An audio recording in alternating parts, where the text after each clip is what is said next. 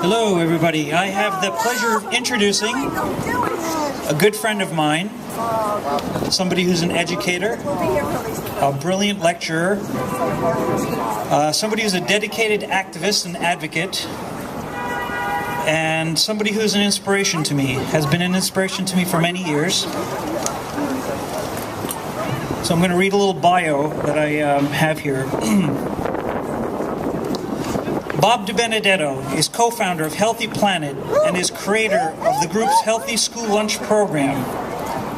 He hosts The Healthy Planet, which is a radio show that you can actually listen to on the web, WUSB. WUSB, I would encourage you to check that program out on the web. It's also a Long Island radio station if you happen to be in Long Island.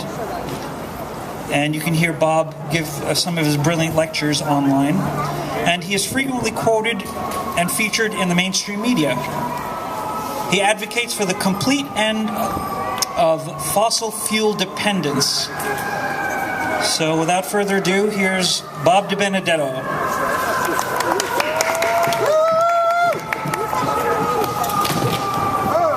I told him to do that. Take the attention off me for a little bit while I get acclimated up here. And also I had the fire engines come by and everything, so it would obscure the sound a little bit. Hi, my name is Bob DiBenedetto, and I've been doing this work for several decades. Now, when you speak at this time of day, and so many people have spoken before you, everything's been said. So, I'm going to talk about a bunch of things that I think have not been said, but also I want you to feel free to ask questions. Because despite the fact that everything has been said, I'm sure you're thinking of things that either you have doubts about, or you have questions about, or you have something to add to the conversation. But first, I'd like to talk a little bit about growing up, because that's really what this event is about. It's about growing up. Now, why am I talking about growing up? Because I'm talking about development from a toddler to an adolescence to a society that actually recognizes that there are consequences to its actions. Now, we often think that we are a very advanced society. Look at these wonderful buildings. Look at the computers that we have. Look at all the technology.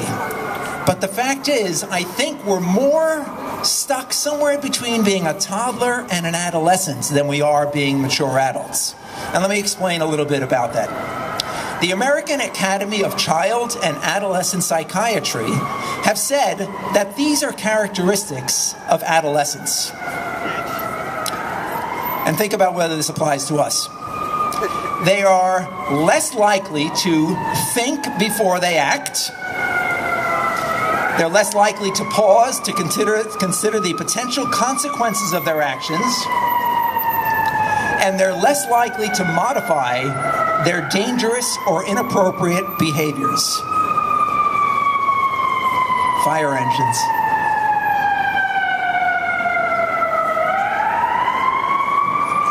We're so advanced that we have fire engines that go when there's a fire somewhere. And they hook into these lines that are already set up in the street to give water to them so they can spray all the buildings. It's already pre-done. That's how advanced we are. But are we really considering the consequences of our actions in this world? And the answer is a really big no. Let me give you a few examples, which you've heard about already, but I'm going to give a little bit different color on some of them. First of all, we're in a world where there is an abundance of food to feed all of the people, and we have many billions of people on this planet. We have so much food to feed everyone, but we have chosen in this country, where we grow a lot of food, to use 2/3 of our growing lands, that's 2/3, to raise food not for people, but for animals, so that people can eat those animals. Now that in itself is a little weird, but when you add to that fact that we live in a world where about 900 million people do not have enough to eat, it gets even more weird. And then add to that fact that when you're feeding food to animals, about 90% of the protein and the calories and the fiber plus are gone, destroyed, thrown away, as if you throw them into the local waste basket. then you get into something that's really strange, really not well conceived, and certainly done without a lot of forethought. Consider this. We've got tens of millions of people who die in this world because they simply do not have enough to eat every single year. Every day, 7,000 children under the age of 5 years old die because they don't have enough food. And as America, the advanced country with all this forethought that we used to create these fire engines and these holes from the ground to spray the buildings and the computers, we're wasting, throwing away all of our food to be fed to animals. We are an adolescent society. So, as such, when you have an adolescent and you're raising a child, be it a toddler or an adolescent, when they act appropriate for their stage of development, you don't. A child throws his glass on the ground. You don't say, "Oh, that kid's going to jail." You know, he puts his fingers in your eyes. You don't bring him to a psychiatrist. Okay, that's a baby. That's what babies do. Or if a teenager does something rude or does something crazy, you look at it as a little different than you would if your husband were to poke you in the eyes or throw his glass on the ground after every meal. So, I'm saying that because while we all want change to occur, every one of us, nobody wants people to starve.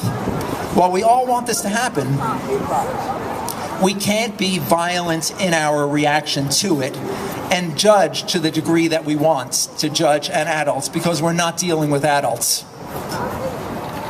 We're dealing with children. We're dealing with the society, not that they're little kids and I'm saying something bad about them. That's where we are as a society. We're stuck in this adolescent phase. Now here's the other part of it. You're part of that.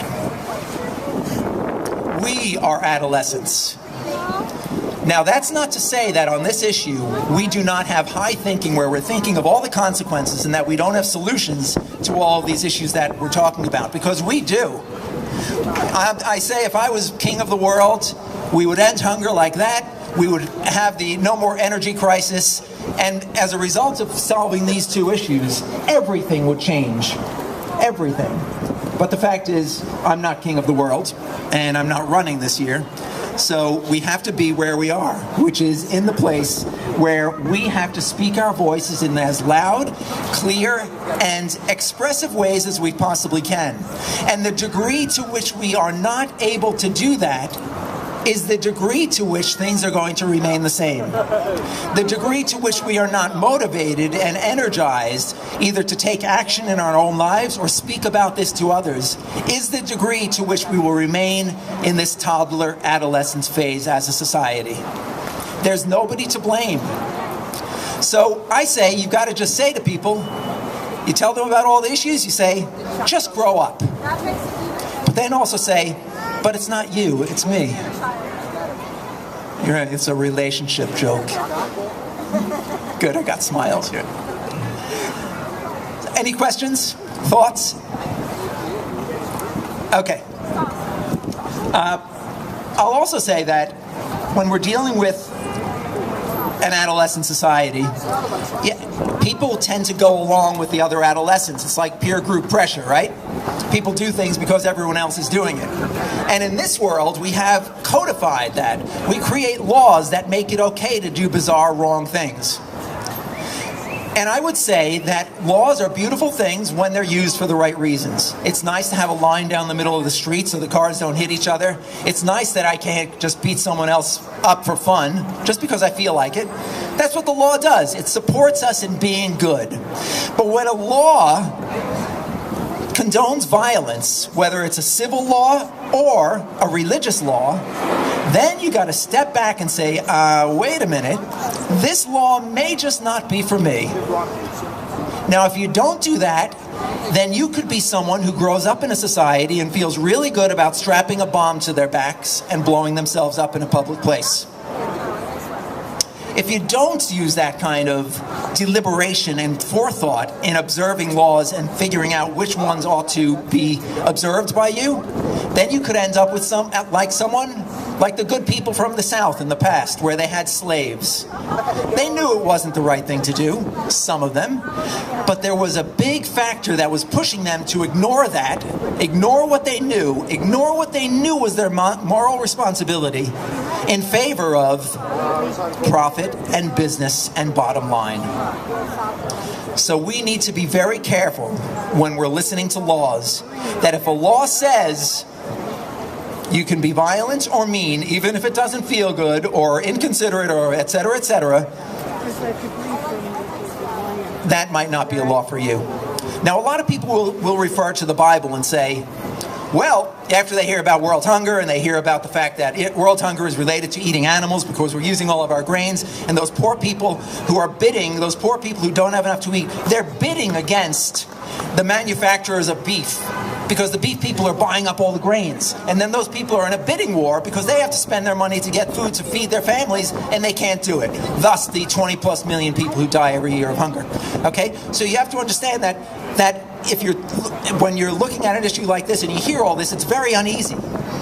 It's not comfortable. Some of you are probably uncomfortable hearing about this. So you say, don't know where to go with this, but, well, the Bible says it's okay. That's exactly what I'm talking about letting another law, another code of ethics determine your own role of moral responsibility when it's lower than what you know you ought to be doing. The Bible doesn't say that you can't not eat meat. Double negative. It doesn't say that you have to eat a certain way. However, it does say we should not kill people. We should not starve people. We should not destroy our life support system, because that's just another way of killing people. Just one.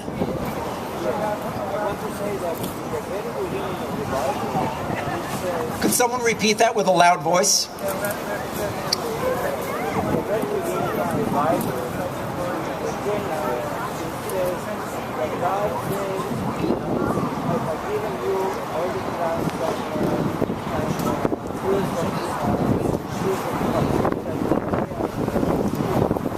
You know what? All I heard was in the beginning of the Bible, and we're out of time. So I can't take the question. But I'll talk to you afterwards. All right? Okay, we have a table here for Healthy Planet. And we've been doing this work for a couple of decades now. Wherever you are on the continuum that I mentioned, whether you are of the vegan variety who doesn't do anything that has anything to do with animal agriculture, or whether you have a meat store down the block, you're all at the perfect place in your life for you. Be comfortable with who you are, but always aspire to raising those values and create your own level of moral responsibility. Don't let laws get in the way.